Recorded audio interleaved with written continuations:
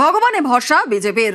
রেজাল্টের আগের দিন অর্থাৎ রবিবার জেলায় জেলায় বিজেপির প্রার্থীরা মন্দিরে পুজো দেবেন আর মহিলা কর্মীরা নামবেন ময়দানে।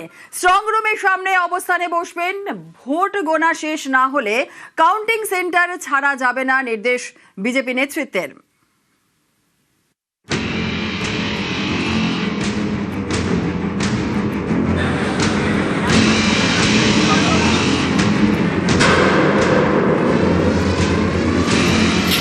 এপ্রিল এবং 29 এপ্রিল পশ্চিমবঙ্গে এবার দু দফায় ভোট হয়েছে।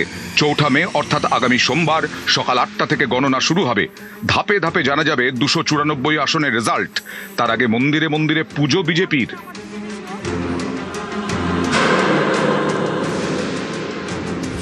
রবিবার রাজ্য জুড়ে মন্দিরে গিয়ে পুজো দেবেন বিজেপির প্রার্থীরা।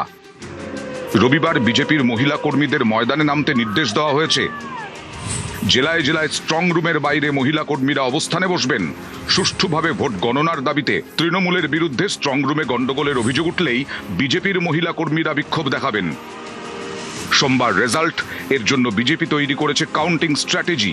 গণনা নিয়ে জেলায় জেলায় বিজেপির গণনা কর্মশালা করার প্রস্তুতি চলছে। মানুষ তো বলেই দিয়েছে আমরা আপনাদেরকে জিতিয়েছি। সে জিতটা সম্পূর্ণ 4 তারিখ হবে। গতবারে যেগুলো আমরা করিনি, কাউন্টিং এজেন্টকে প্রশিক্ষণ দেওয়া, পোলিং এজেন্টকে দেওয়া, সেটা চলছে সব ব্যাপকভাবে, যাতে কোথাও কোনো ভুলচুক না হয়। মানুষের আশীর্বাদ যেন ঠিক জায়গায় পড়ে।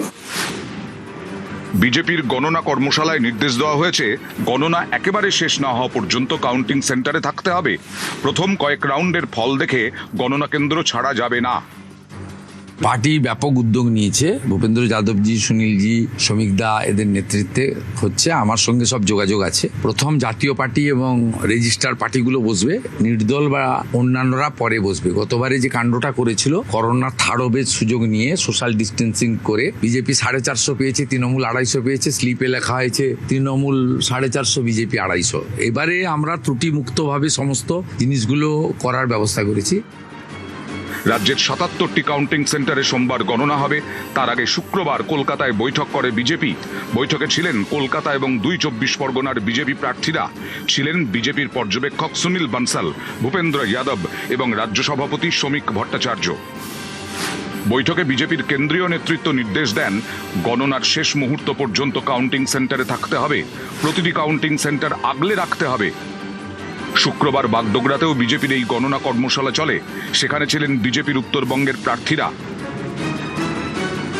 গণনা কেন্দ্রে কি কি করণীয় কাজ আছে সেই বিষয়ে একটা আলোচনা এখানে হলো। মানুষ যে ভার্ডিক্ট দিয়েছে, মানুষ যে ভোট দিয়েছে, তাদের ভোট যেন ঠিকঠাক মতো গণনা হয়, তার জন্য যে ধরনের সচেতনতা ও সাবধানতা অবলম্বন করা দরকার, সেই বিষয়ে একটা প্রশিক্ষণ বলতে পারেন।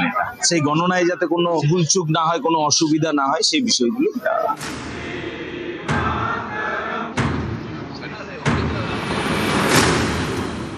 পূর্ব মেদিনীপুরের মেচেদায় বিজেপির গণনা কর্মশালা হয় শনিবার। করার প্রস্তুতি চলছে। মানুষ তো বলেই দিয়েছে আমরা আপনাদেরকে জিতিয়েছি। সে জিতটা সম্পূর্ণ 4 তারিখ হবে। গতবারে যেগুলো আমরা করিনি, কাউন্টিং এজেন্টকে প্রশিক্ষণ দেওয়া, পোলিং এজেন্টকে দেওয়া, সেটা চলছে সব ব্যাপকভাবে, যাতে কোথাও কোনো ভুলচুক না হয়। মানুষের আশীর্বাদ যেন ঠিক জায়গায় পড়ে। নিউজ 18 বাংলা।